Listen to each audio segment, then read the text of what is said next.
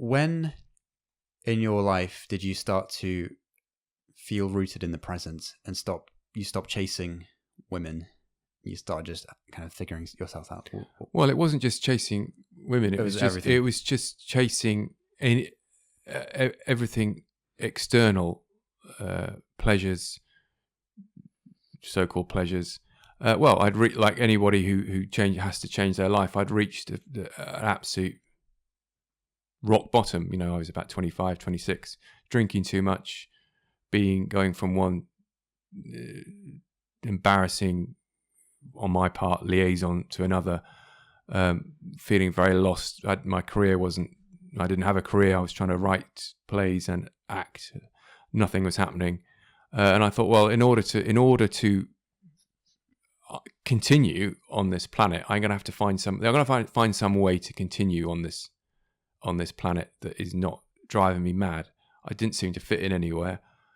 So I just tried to relinquish everything. I had to take a long, hard look at myself. I gave up booze.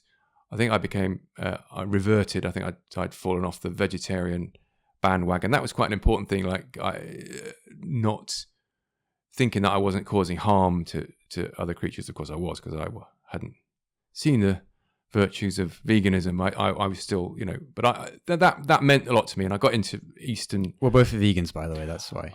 Well, I got into Eastern philosophy and started to look at existence in another way, and that's when I realised that I had to start relating to existence. I had to start relating to being on this planet, rather than seeing these transient objects, i.e., other people on this planet, as I was a transient being for them, as something that's going to anchor me down and root me and make me feel peaceful. There is no way that I realized there is no other way that can happen. The only way I was going to find peace was going further into my solitude, and that's when I started meditating. I started to look after myself. I got a lot more healthy. I went and sit in Greenwich Park loads. I mean, one might think it was laughable, but I sat by this tree in Greenwich Park and just felt the sun on my face. It was the summer of, I think, 94. And then it was around about that time when I started to literally pull myself together. And I stopped. I was kind of, I've been acting all my life, and I thought, well, I couldn't be happy unless I was acting. So acting had become another drug. So the long periods when I was a sort of out of work actor, thinking, well, this can't be right. I can't be miserable if I'm not acting. As we know, most actors spend most of their lives not acting. And I thought, I have to give that up. So at that point, it was a good year of my life being like a monk. I mean, I had friends around me, but I kind of just changed my ways and became a lot more peaceful, and learnt how to enjoy the moment and not have expectations from each moment that I couldn't possibly fulfill. And it was painful in many ways. I wasn't doing therapy. I didn't really understand therapy.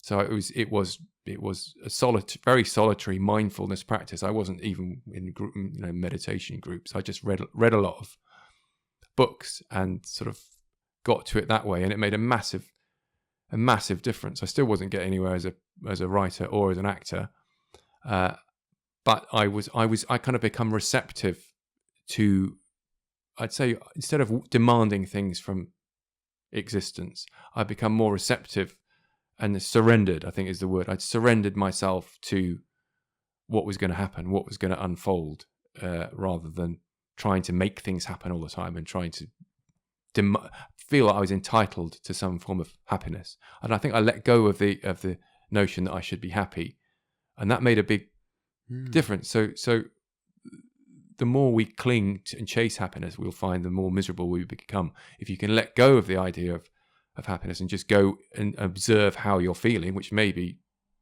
unhappy, you might have tension, you might have a lot of anger. I certainly had a huge amount of anger from my childhood that I didn't know what to do with, and I didn't know how to articulate it whatsoever. And just going into that solitary space, it wasn't easy to begin with, and I probably needed therapy. I mean, my first girlfriend was always saying, "Christ, you need therapy. You need therapy," and I was just, to me, that at that point, I just thought that was an insult when she was actually really trying to help me. But that's how idiotic I was as a young man. Anyway, that point, I kind of it saved me really. Reading a lot of Buddhist tracts. I would never say I was a Buddhist or I am a Buddhist. I just learnt to look at existence from a different perspective rather than the system and the culture that we've all been raised in, which isn't designed to make us happy. And if you can't fit into it, and I certainly couldn't, you're going to be unhappy. And as I said in our previous chat, that's not a bad thing. Not fitting into an insane system. You've got to take that as a badge of honor and find another way, find your own path, follow your bliss some other way. Because obviously the current prevailing orthodoxy of this system is taking us to hell in a handcart pretty quickly. So anyone who can bust out of it is doing the world a favor.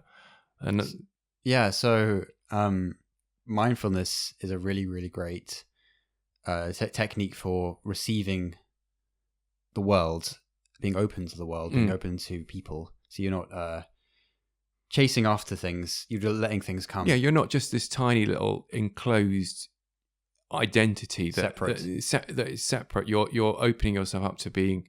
You're trying to reduce your ego, or at least quieten it. You can't get rid of it forever, because that's what's making you miserable. And I think the understanding of that, again, as we said, and it's this thousands of year old philosophy, that voice in your head that's telling you that you're shit is lying to you. And if I'd had someone tell me that when I was in my late teens or my 20s, or even indeed preferably at nursery school, a whole lot of misery could be, and a whole lot of wasted time could be saved. So because you had this kind of change of attitude, do you think that played a factor in you receiving my mum? Yeah. That's a nice way of putting what. But yeah, I wasn't looking. So I wasn't looking for anything other than peace. And I clearly I could feel I was becoming more and more peaceful. I still had issues. I still had anger. I still had, lusts and all this stuff. But I was aware kind of where they came from and that they weren't me. They were just part of being this fucked up ape that we all are. And as again, Toller says it, doesn't he? That the greatest achievement of human beings is not our artistic endeavors or our technological achievements. It's the realization of our own dysfunction. And if we can all realize how dysfunctional we are, and everybody is dysfunctional, everyone's mad, everyone's a little bit loopy, then we can become sanely insane. So it's paradoxical. Once we know that we're nuts, we become less nuts. Once we know life is hard, it becomes less hard. So, and with when I met your mum, I got to the point where I wasn't looking. So, and there suddenly before me was this person who, right from the beginning, I could tell saw me. She saw me, and there was this loving presence. Now, a year before, I'd never have noticed her. I might have tried to get off with her. That's really interesting. But I would never have noticed this, and I'd never felt worthy of accepting, because she was offering me love and friendship right from the beginning, from the first sort of evening we met. I mean, suddenly I felt like I'd met a friend. On the first evening we just met at this party, we were talking to each other, and it was like, oh my God, here's somebody who's my friend. Like it was almost like, it was very bizarre. I'd never ever experienced that. And the great thing about being miserable for so long and having very unhappy liaisons is when you find something, when you stumble upon it, you don't let it go. You hold it, go, right, this is it. Oh, great. You're not going, oh, well, there's going to be something better down the way, because it's precious. And that's probably one of the reasons we've had a relatively successful partnership. So if you could think, what was the main thing that told you this is a friend from your interaction? Don't know, the way she looked at me. She listened. Quite indescribable. She listened. Most of the people I knew, including myself, before my, change, were talkers and not listeners. And your mum is a listener.